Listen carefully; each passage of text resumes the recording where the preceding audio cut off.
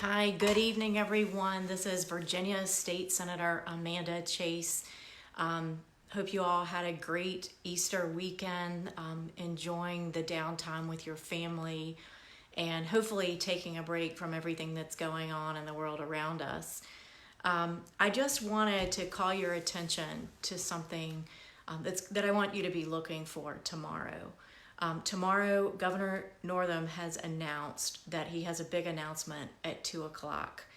And I have my predictions as to what he is going to say. Initially, I was thinking that he was going to take one of his executive orders and make it in agreement with the second one, extending the executive order until June the 10th, so that both of his executive orders were in alignment. But now, based on what I'm seeing yesterday, I think I'm going to share with you a different opinion. Yes, as you all know, Monday, Wednesdays, and Fridays, state legislators have a conference call with the governor's administration, Secretary Moran, Secretary Kerry, and others. The governor is not on that call, by the way. And in that discussion, we were told that there would be a big announcement at 2 o'clock on Wednesday.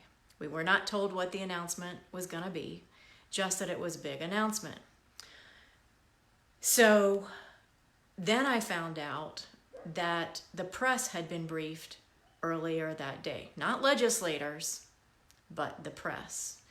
And not legislators, I just want to emphasize that. So, I get my newspaper today, and yes, I get the physical copy here, and lo and behold, what do I, as a state senator of Virginia, receive? How do I find out? Through the paper. So the governor is going to give his talking points to the press and convey to them his talking points, in my opinion, of why he wants to extend the deadline. Probably not till June, but past June. That is beyond the pale. I find out in the Richmond Times-Dispatch paper this morning that the virus may peak in Virginia in August. Now, before I make a comment about that,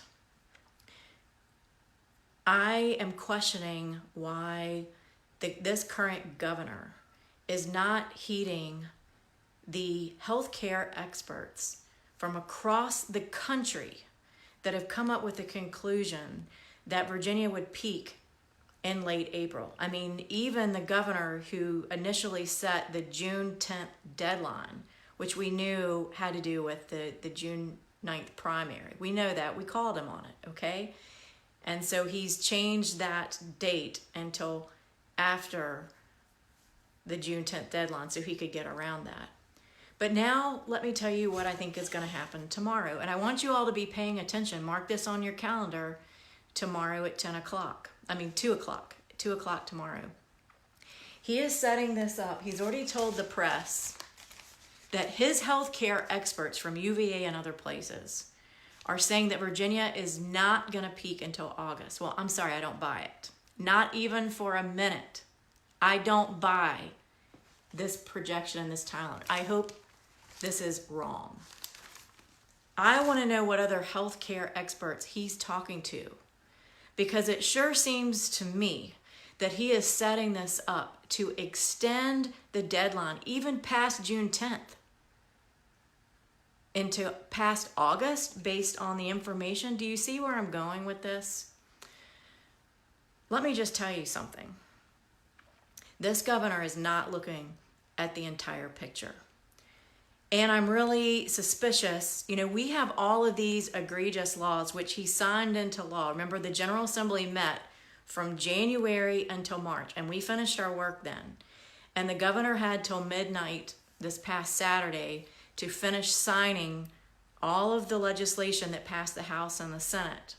Everything from the restrictive gun laws, attacks on your Second Amendment, attacks on your First Amendment, attacks on life, allowing voter fraud by getting rid of the voter ID laws. He is setting this up so that when all those laws go into effect July 1 and you're angry and you're upset and you want to storm the Capitol, he's setting it up, mark my words, I hope I'm wrong, that you can't go out and protest because Virginia will still be under his executive order.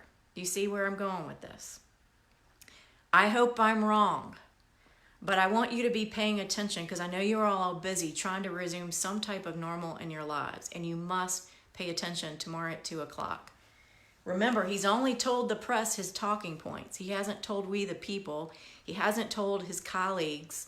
He hasn't told the Virginia legislators who represent you, the people. He's only told the liberal press and the liberal media so he can push out here to the people, hey, Virginia's not going to peak until August,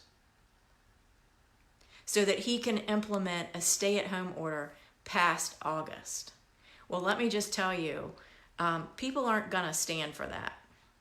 He's going to be lucky enough if he gets away with the June 10th deadline, because we've already seen a peak in Virginia. And even in the Virginia Department of Health, they're saying that Virginia is stable and evening off.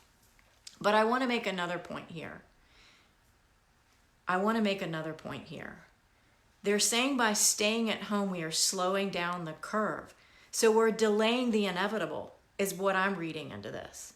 Delaying the inevitable. You know, this is what makes me really upset here, is we're not taking into account the big picture, the economy. You all are wanting to go to work, but you're unable to go to work. And you're still waiting, if you're a small business owner, still waiting for that check to come in that was promised weeks ago. And it's not here. People are filing for unemployment like never before. People just want to go back to work. I believe we need to follow the federal health care guidelines that are set by, these are the experts from across the nation, the best of the best. I'm going with President Trump and his health care recommendations. And I find it very interesting that even the Northeast governors, Cuomo and that group, they are looking at reopening their states, and they're working together on that. Same with the West Coast. Where's our Governor of Virginia on that? I'm very concerned Virginia is doing its own thing. We need to take into account that we are going to lose more people to mental health issues because of having to stay at home and to not have a job and not to be able to provide for their families and not to be able to go back to work. I have been talking to numerous business owners who say that this is devastating their business. I had one business owner just yesterday to say he's scared to death. He's had a thriving business for decades here in the Richmond area. And he said, you have to keep in mind that a lot of us have seasonal inventory.